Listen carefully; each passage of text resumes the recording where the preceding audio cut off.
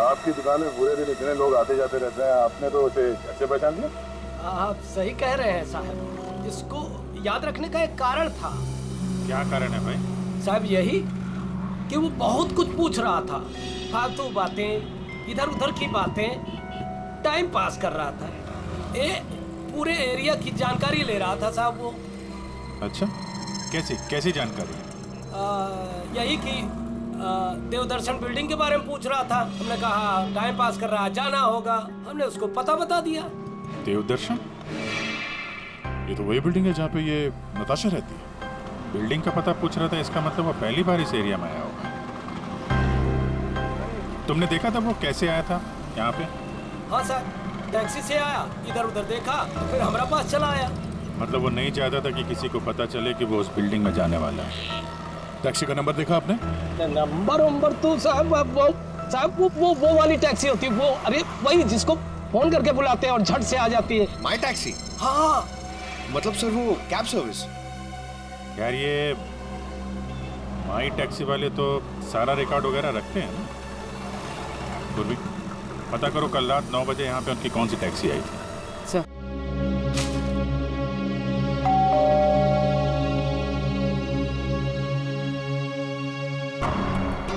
पता नहीं कैसे कैसे लोग मिल रहे हैं। मेरी तो मुसीबत बढ़ती ही जा रही है। पता नहीं ये आदमी कैसा होगा।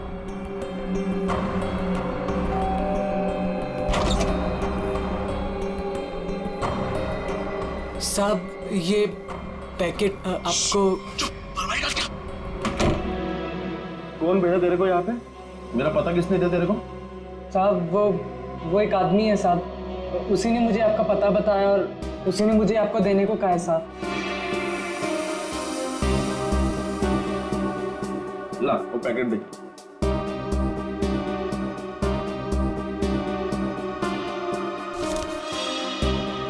ये पैकेट तूने खोला है?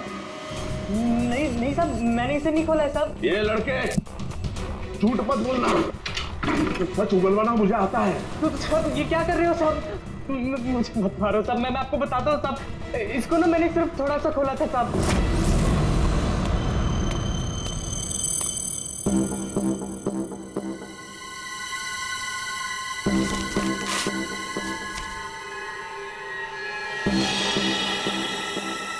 और मैंने कुछ नहीं किया साहब, मैं सच बोल रहा हूँ साहब।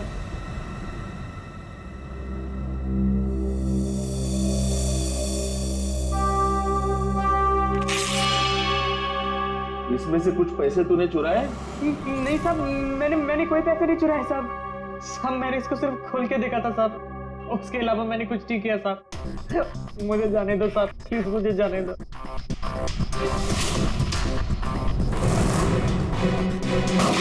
माई टैक्सी वालों ने यहीं का एड्रेस दिया है।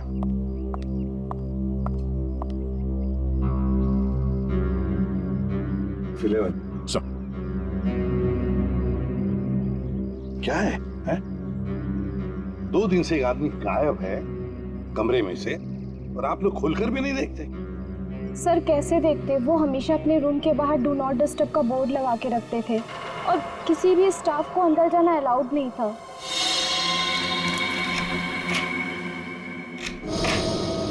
आइए सर।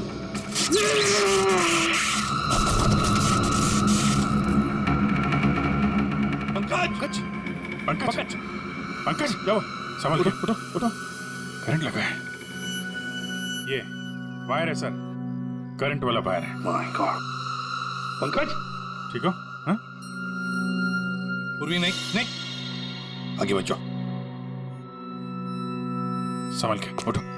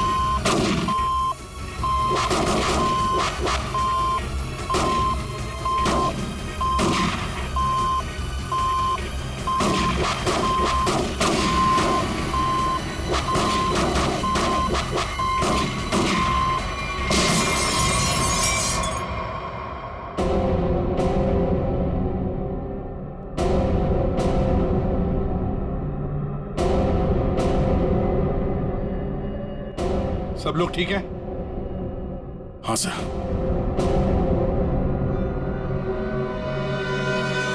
सर, इस लैंड से चल रही थी गोलियां। प्रकाश ने तो इस कमरे को बैटल ग्राउंड बना के रखा है और ऐसा बंदोबस्त करके रखा है ना ताकि इस कमरे में कोई अंदर आ ही ना सके, और अगर भूल से भी कोई घुस जाए तो जिंदा बाहर नहीं जा सके। इसलिए तो होटल का स्टाफ कोई अंदर आ नहीं रहा था, बाहर लगा के रखा था ना, do not disturb. Sir, electric shock bullet. आदमी की जान तो नहीं जाएगी, लेकिन काफी देर के लिए बेहोश हो सकता है। तो इतना चौंकाना तो वही होगा जिसकी खुद की जान खतरे में हो। आदया, और इतना चौकन्ना रहने के बावजूद भी प्रकाश मारा गया ना, किसी ने तो प्रकाश को मारा। राकेश, तुम यहाँ क्या कर रहे हो? तुम भी इनके साथ शामिल हो?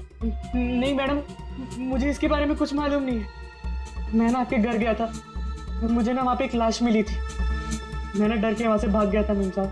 बेवकूफ लड़की, तुमने मुझ पे गोली चलाई।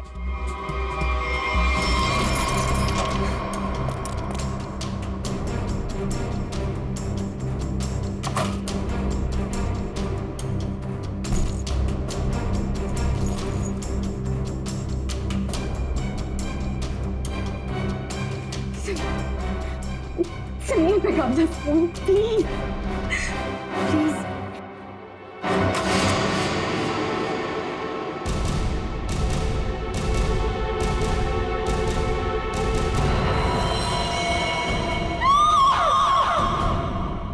कौन कौन इस ऑपरेशन में शामिल है? मुझे नहीं मालूम, मैं भी तुम्हारी तरह इस गैंग में एक मेंबर हूँ। मुझे नहीं मालूम इसका लीडर कौन है।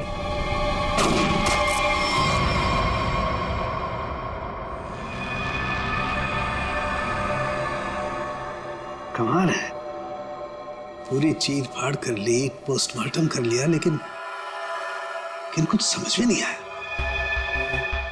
शरीर के अंदर काफी कुछ जल गया है, गोली तो हो नहीं सकती है फिर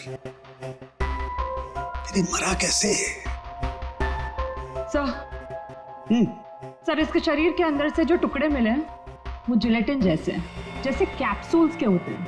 कैप्सूल? अच्छा, और क्या? सर, इसकी ये ब्लड रिपोर्ट आ गई है। हाँ, तो क्या कहती है? आप ही देख लीजिए। क्यों, टेंशन है? बहुत बड़ी। बहुत बड़ी टेंशन? ऐसा क्या है? Ammonium nitrate? अमोनियम नाइट्रेट इसकी बॉडी में? यही तो टेंशन वाली बात है सर। इसकी बॉडी में अमोनियम नाइट्रेट? बॉडी में अमोनियम नाइट्रेट, अंदर से बॉडी जली हुई और कैप्सूल के टुकड़े। My God!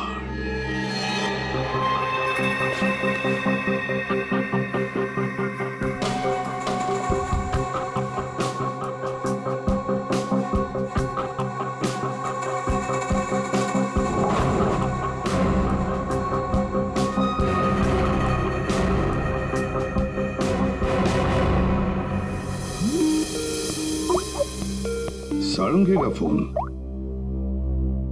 बॉस, बोल। इस आदमी की मौत की गुत्थी सुलझ गई है। मैंने पता लगा लिया है कि आखिर ये आदमी मरा कैसे। ये देख, डायलॉग बाजी बंद कर और साफ साफ बता दे क्या पता चला। बॉस, कैप्सूल की वजह से उसकी मौत हुई। कैप्सूल की वजह से? मतलब क्या था कैप्सूल के अंदर? मुझे इसकी ब्लड रिपोर्ट में अमोनियम नाइट्रेट के अंश मिले हैं बॉस। कैप्सूल के अंदर अमोनियम नाइट्रेट?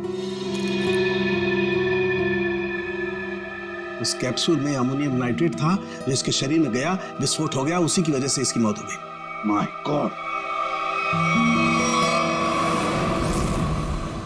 कैप्सूल छोड़ो! अरे कैप्सूल, दया को बोलो कैप्सूल की शीशी वही की वही छोड़ करके अलग हट जाए। क्या वो कैप्सूल अंदर रखो, संभल के।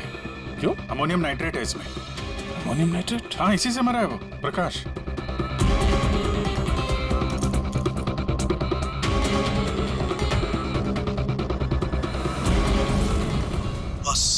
हाँ बोल। अमोनियम नाइट्रेट से भरी हुई कैप्सूल ये आदमी खाता है तो इसके शरीर के अंदर जाकर के एक जगह रुक जाती है। कैप्सूल का ऊपर का जिलेटिन उस अमोनियम नाइट्रेट को बाहर नहीं आने देता है तब तक जब तक कि वो परत गल नहीं जाती। धीरे धीरे वक्त गुजरता है और वक्त के गुजरने के साथ साथ ऊपर की जिलेटिन की परत गलने लगती है और अंदर का अमोनियम नाइट्रेट बाहर आता है। बाहर आकर के इसके शरीर के और केमिकल्स के साथ रिएक्शन करता है और उस रिएक्शन की वजह से एक जबरदस्त विस्फोट होता है। उसकी वजह से इस आदमी की मौत हो जाती है। चल ठीक है साहब, थैंक्स। कमरे में इतना बंदोबस्त है, एक चींटी तक घुस नहीं सकती, फिर भी इस खूनी ने प्रकाश की दवाइयां कैसे बदली, कैप्सूल कैसे बदली?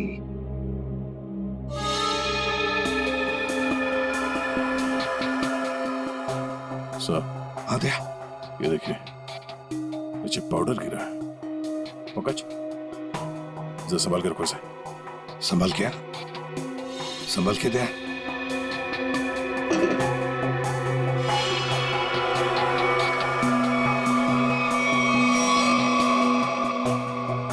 लगता है किसी ने ड्रिल किया है।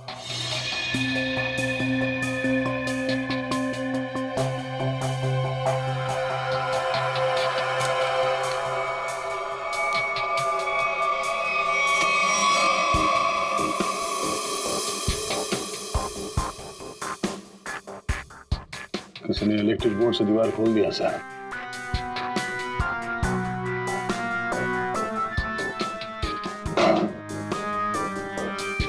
बगल वाला कमरा है सर। हाँ,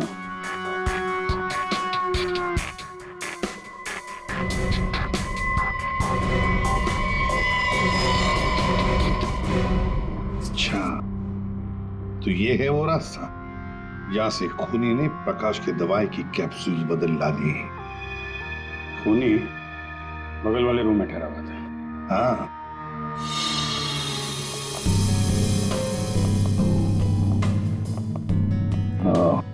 तो यहां से बदली गई है प्रकाश की दवाई।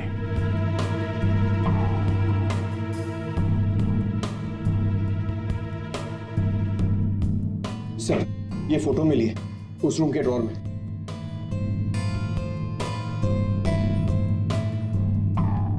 ये तो नताशा है और ये प्रकाश, इसी की तो लाश मिली थी नताशा के घर में। ये चक्कर क्या है? जरूर नताशा और प्रकाश कोई ना कोई संबंध जरूर है इन दोनों का। सर, ये आदमी यहाँ रह रहा था पवन के नाम से।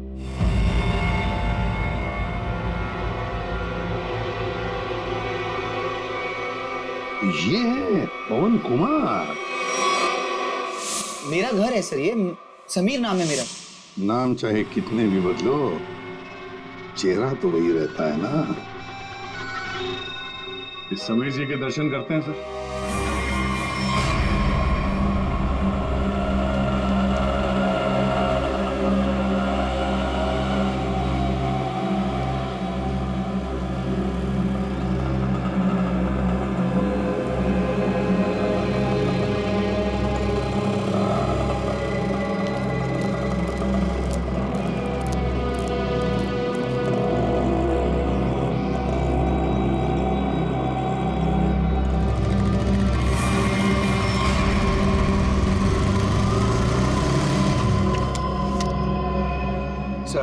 रेस्टोरेंट के अंदर जा रहा है।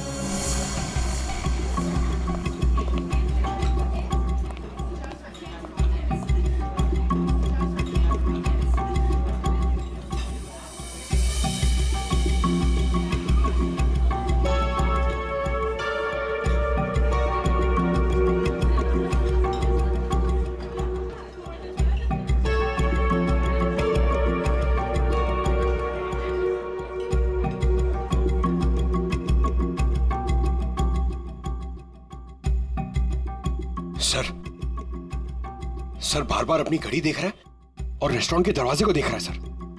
लगता है किसी का इंतजार कर रहा है। पंकज, नजर रखना उस पे। Yes sir, over and out.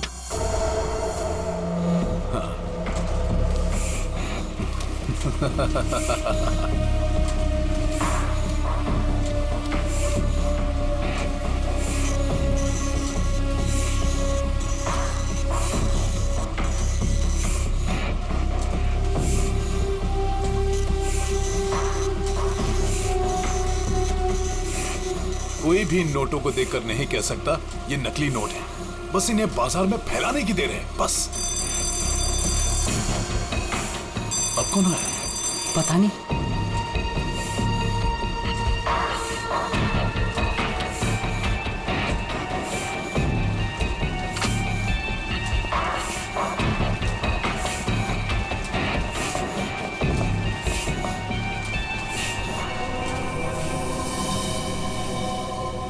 ये राकेश यहाँ क्या कर रहा है?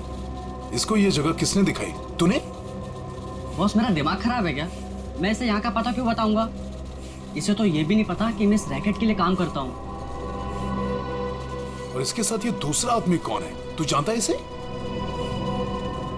पता नहीं कौन है, शायद इसका कोई दोस्त हो। एक काम कर, दोनों को अंदर आने दे। ए मंग्या, जा दरवाजा खोल जाकर।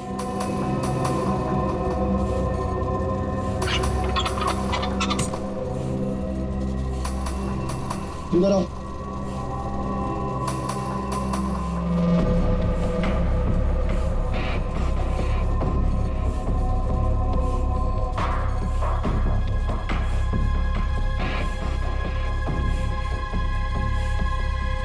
आओ राकेश आओ।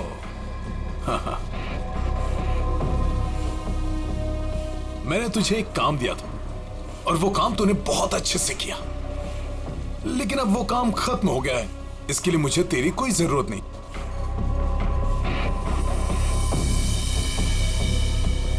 मोहन, तू भी इन लोगों के साथ शामिल था? तुझे क्या लगा कि तू गलती से इन सब में फंसता चला जा रहा था? मैंने ही तुझे चुना था।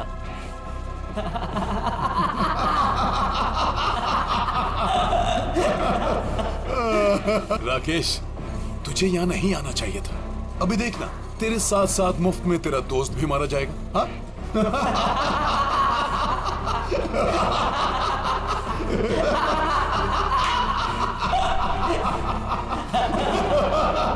इतनी भी क्या जल्दी है?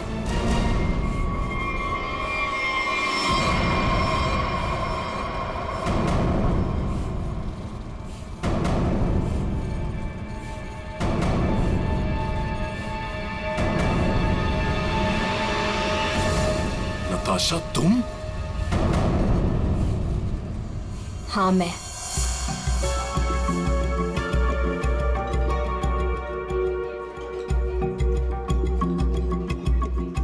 इतनी देर लगा दी तुमने, सब ठीक तो है?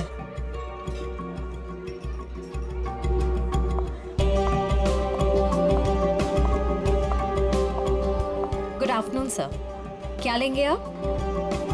I'll have a coffee. Okay.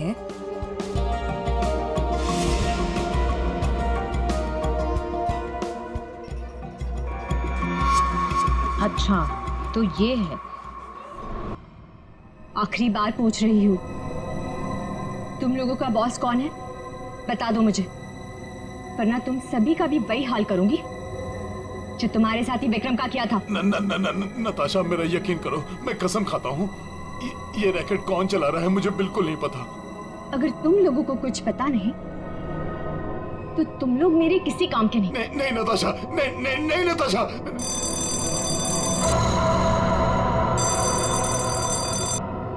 पूछो कौन है? कौन है? मैं समीर, नताशा का हस्बैंड। उसने मुझे बुलाया था। समीर, जाओ देखो।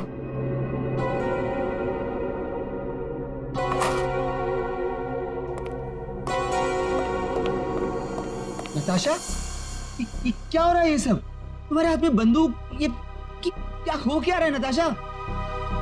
मैं समझाती हूँ।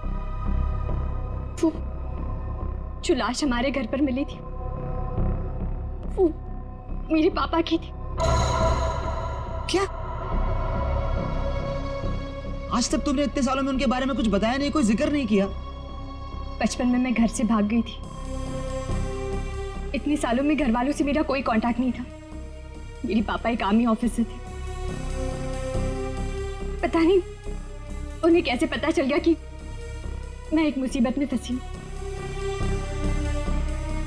और वो मुझे बचाने चले आ गए और अपनी जान गंवा दी। कौन सी मुसीबत नताशा, कौन सी मुसीबत? समीर, मैं नकली नोटों के दलदल में फंस गई हूँ। नकली नोट।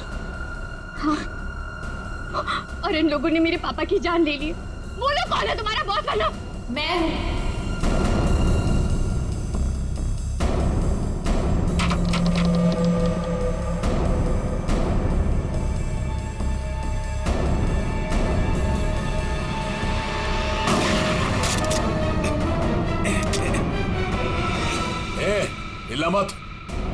हिला मत तुम लोग।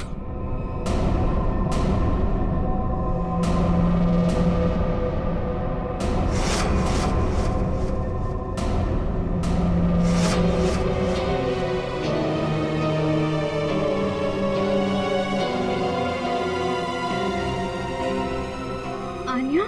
आन्या, ये सब तुमने किया है? क्यों? पैसों के लिए बेबी।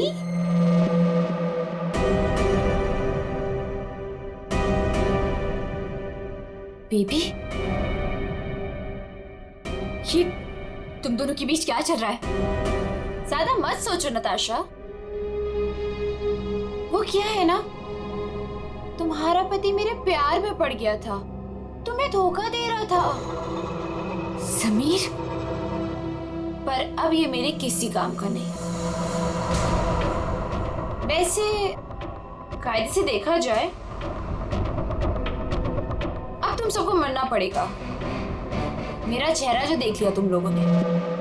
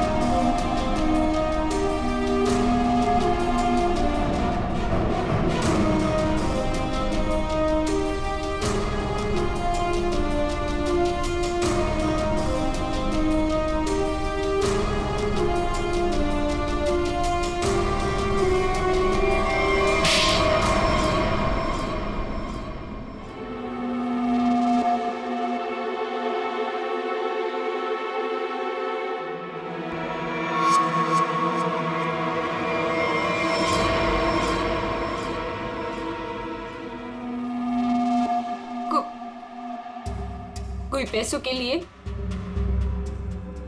तो कोई अपनी मजबूरी के लिए, नहीं तो डर से मेरे नकली पैसों का कारोबार तो कर ही लेता था। नताशा के पापा को उसकी सच्चाई पता चल गई थी।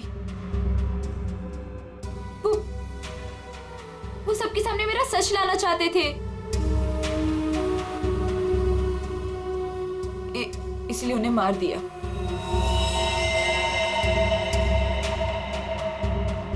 सूर्य होटल के प्रकाश जी के बगल वाला रूम हमने बुक किया पवन के नाम पर।